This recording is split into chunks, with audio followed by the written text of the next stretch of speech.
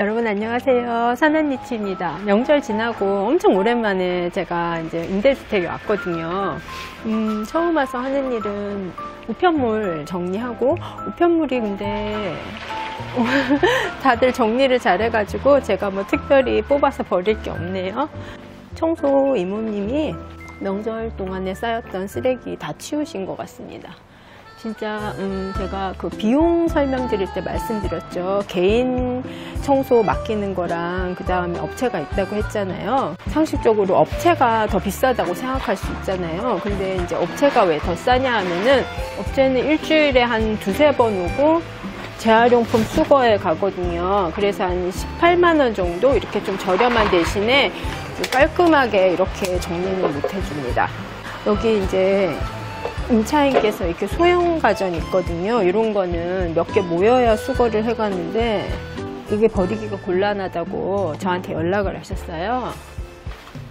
안녕하세요. 명절 잘 보냈어요?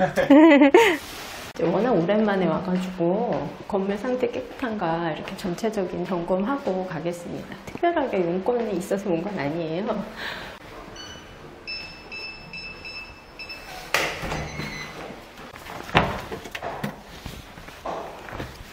여기 이제 공실이 하나 있어가지고 온 김에 당연히 점검을 해야 되겠죠?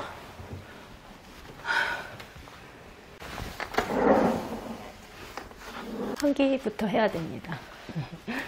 이 공실이 왜 안 나가냐면요, 요즘에 이제 전세가 안 나가거든요. 이 방을 전세 세입자가 나가고 제가 다시 전세를 내놨더니 방이 나갈 생각을 안 해요. 제가 이렇게 뭐 걱정을 하는 건 아닌데, 그래도 빈 방이 하나 있으니까 공실이 없는 것보다는 신경이 좀 쓰이죠. 오랫동안 안 와봤는데, 오랫동안이라봐야 한 일주일? 한 열흘 만에 왔는데 뭐 잘 돼 있네요, 관리가. 공실이 있으면 창문 하나 정도 항상 열어놓고 다니거든요. 이렇게 들어왔을 때 집에 냄새가 나면 안 좋잖아요. 차라리 이 먼지가 좀 들어오더라도 냄새 나는 것보다는 그게 나은 것 같아가지고 항상 창문을 열어놓고 이렇게 방을 관리하고 있습니다. 그래서 오늘 드디어 이 방을 그냥 월세로 돌려서 내놨어요. 오늘 제가 임대하는 곳은 목돈이 있는 사람들이 잘 없는 젊은 사람들이 집을 구하는 데라서 보증금을 제가 높여서 뭐 2천까지 해놔도 잘 안 나가네요. 그래서 제가 포기를 하고 내놨습니다. 근데 왜 빨리 월세로 전환을 안 했냐 하면은, 제가 이제 이미 전세금도 내줬기 때문에 월세로 돌려도 되잖아요. 근데 안 한 이유가 있어요. 종합소득세 관련해 갖고 지식이 있어야 되는데, 연소득이 7,500만 원을 넘어가잖아요. 그러면 이제 복식보기를 해야 돼요. 그러면 복식보기는 뭐냐면은, 제가 간편장부 기재 대상자가 넘어가는 거예요. 7,500만 원이 넘으면. 근데 제가 이제 공시를 다 월세를 받아버리면 제가 7,500만 원이 넘거든요. 수익 금액이라고 하거든요. 전체 들어오는 월세를. 그 수익 금액이 7,500만 원을 넘으면 전 복식보기 대상자가 되거든요. 그러면 제가 세무사한테 의뢰해서 기재를 해야 돼서 기장료가 나가고, 또 어떤 단점이 있냐면, 제가 복식보기라면 전혀 유도리를 부릴 수가 없어요. 뭐 탈세를 하는 건 아니지만 제가 세금 조정을 위해서 이렇게 조정하는 부분들이 있는데 그런 걸 전혀 못하게 되는 거예요. 정말 곧이곧대로 세무사한테 돈을 줘가면서 장부를 기재해야 되는 거예요. 그거는 이제 이미 너무 영세 사업자를 벗어났다고 생각하기 때문에 복식보기 대상자로 이렇게 되는 거예요. 그래서 제가 그거를 되는 거는 좀 피해야 될 것 같아서 7,500만 원이 넘지 않게 조정을 하고 있습니다. 상당히 돈을 많이 버는 줄 아실 것 같은데요. 비용이 많이 나갑니다. 저는 많이 들어오지만. 그래서 이제 이 방은 일단 이렇게 환기를 좀 해놓고 위층에 한번 올라가 보겠습니다.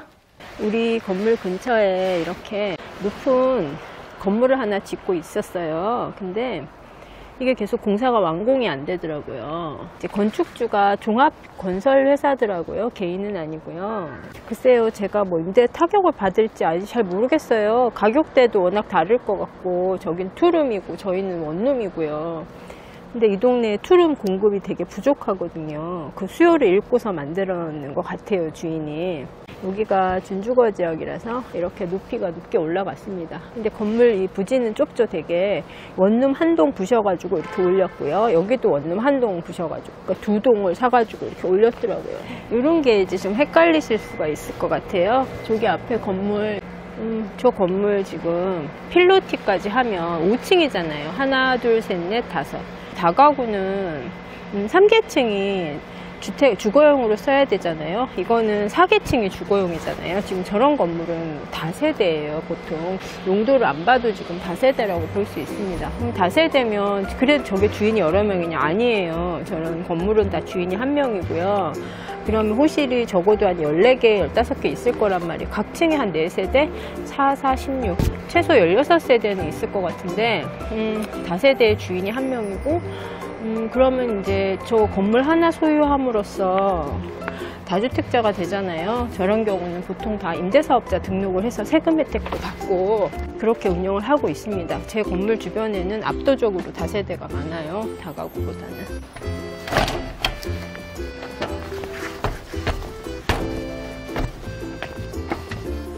이제 옥상도 단돌이 다 했으니까 내려가 볼게요.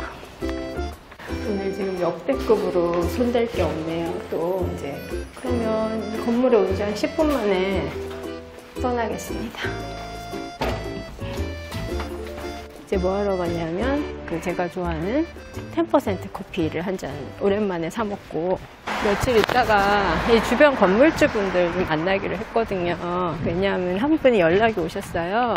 이제 수리를 원래 직접 안 하시던 사장님인데 제가 하는 걸 보고 그 사장님도 간단한 거는 좀 해보고 싶다고 하시면서 실리콘 건이 있냐고 물어보시더라고요. 당연히 있죠. 그래서 제가 해드린다고 하니까 직접 해보고 싶다고 빌려달라고 하셔가지고 제가 봐드리기로 했습니다.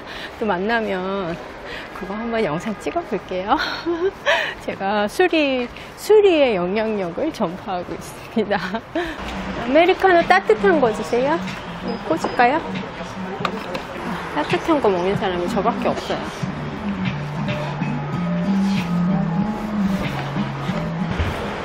감사합니다. 이 10% 커피가요 진짜 맛있어요. 경남 지역에만 이게 있는 것 같아요. 본사도 경남 지역이고. 부산에 오세요. 사드릴게요. 여러분 명절에 어떻게 지내셨어요? 저는 명절에 아무 데도 안 갔어요. 직장인들 오늘 참 나가기 싫으셨죠. 저희 남편도요, 막 되게 오래 쉬었는데, 연휴 너무 빨리 간다 이러는 거예요. 내가, 연휴 너무 길었는데, 이렇게 생각하고 있었거든요. 참 입장에 따라서 생각하는 게 틀려요. 하지만 티를 안 내고, 연휴 너무 짧았다 이랬거든요. 커피를 마시는 동안 좀 차 안에서 수다를 떨어볼까요? 연휴 동안에 구독자님들이 제 옛날 영상을 많이 보셨나봐요. 막 댓글이 옛날 거에도 달리더라고요.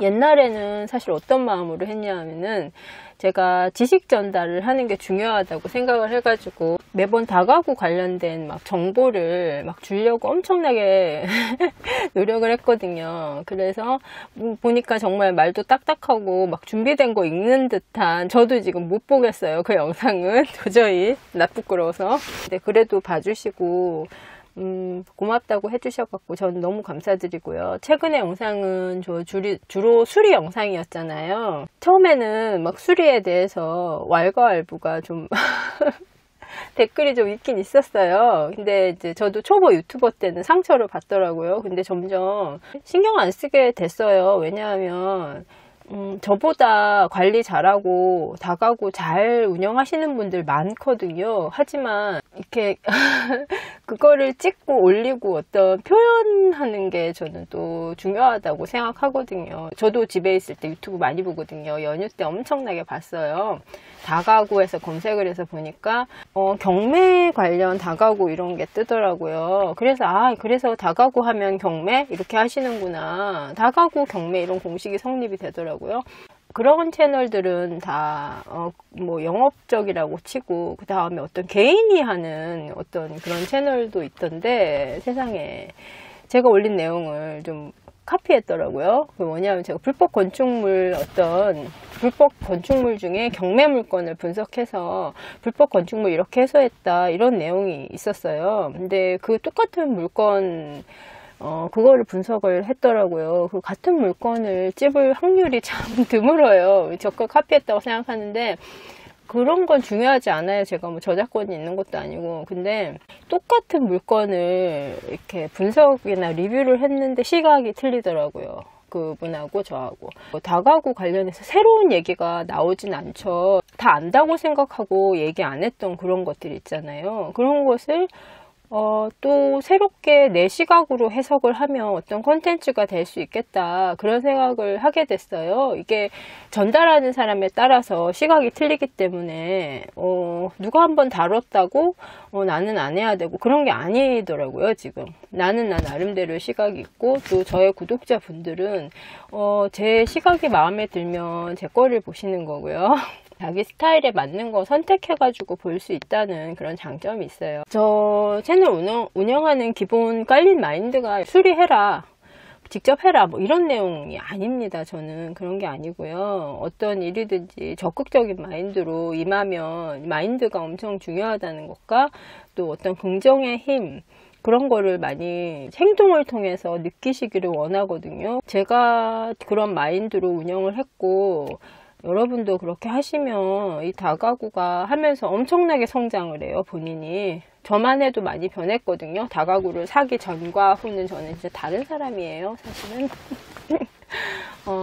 지금은 좀 의사표현도 확실하게 하는 편이고요. 또 어떤 일을 할 때 막 주저하지 않고 좀 하는 것 같아요. 이게 다 어디서 생겨난 힘이냐 하면은 다가구 일 처리하면서 이 일들이 막 굉장히 계속 많이 일어나고 스트레스를 많이 받잖아요. 이거를 제가 관리를 못하고 막 그 스트레스에 치여서 헤매면 제 삶의 질이 굉장히 떨어져요. 그래서 나름대로 마인드 컨트롤도 하고 일 처리는 어떤 식으로 하고 제가 지금 하는 방식은 그런 거예요. 일을 즉각 처리하자. 머릿속에 남겨두지 말자. 저는 그런 마인드로 이제 처리를 하거든요. 예를 들어서 세입자가 뭐 고장났다 이렇게 하잖아요. 일단은 연락을 받았을 때 바로 피드백을 줘요. 언제 제가 방문하겠습니다 이런 식으로, 아니면 지금 알아보고 연락 드릴게요 이렇게 바로바로. 그게 어떻게 보면 세입자 무서워서? 절대 아닙니다. 그게 아니고 세입자 편하라고? 물론 그렇지만 더 저반에 깔린 건 뭐냐면 제가 그 일을 쥐고 있을 때 내 머리가 굉장히 복잡해지거든요. 그래서 빨리빨리 즉시 처리되는 건 즉시 처리하고, 깊이 생각해야 될 문제가 있고 즉시 처리해야 될 문제가 있잖아요. 그러니까 그런 거를 잡고 있지를 않습니다. 그리고 제가 상대편에 대해서 어떤 제의를 거절할 때 굉장히 빨리 연락합니다. 어렵잖아요. 그래서 피하고 싶잖아요. 하지만 제가 그거를 거절의 뜻을 빨리 안 밝혔을 때 오히려 상대한테 피해를 주는 경우가 많습니다. 그래서 안 되는 거나 제가 못 해주는 거는 빨리 연락을 합니다. 약속을 했는데 그때 될지 안 될지 모르겠다 이런 거는 그 당일 전날까지 막 생각하고 이런 사람들이 있어요. 그러면 안 돼요.